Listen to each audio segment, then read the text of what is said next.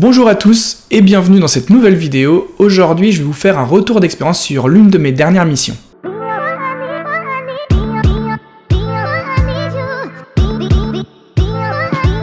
Le projet a commencé avec un désir d'amélioration de la plateforme.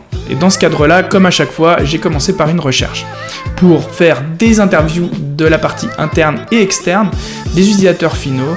J'ai fait une étude ergonomique avec une audit à l'intérieur et aussi un mapping complet de l'expérience utilisateur pour pouvoir arriver avec un résultat de recherche et des objectifs clairs d'amélioration avec aussi un listing de tous les pain points, donc des points de friction des utilisateurs dans l'état actuel de la plateforme. Après ma présentation et mes recommandations, le projet de refonte était le plus crédible, a été voté.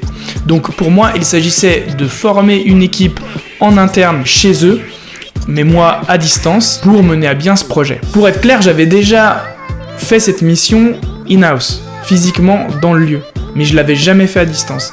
Et donc en fait, j'ai commencé par créer une manière de communiquer avec des outils.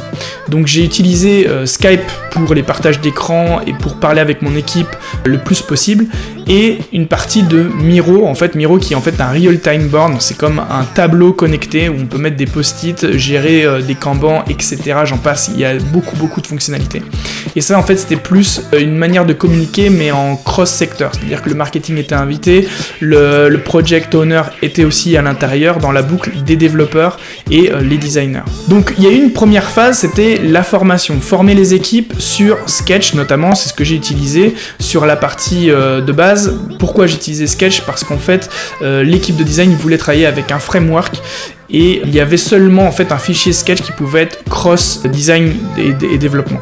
Et donc en fait on a permis d'avoir un design system qui était déjà pré-monté et un framework qui pourrait être utilisé pour avoir vraiment une synchronisation entre le développement et les designers.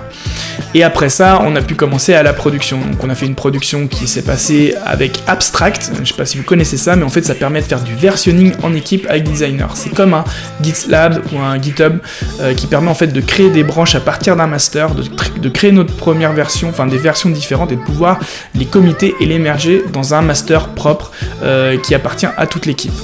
Donc toute cette information-là était assez intense pour un onboarding pour les designers, mais l'équipe était vraiment folle et a pu tout développer, tout appréhender et se former très rapidement. Donc voilà, en gros c'était une partie où je voulais parler un peu des outils que j'ai utilisés qui étaient très intéressants et que je vous recommande.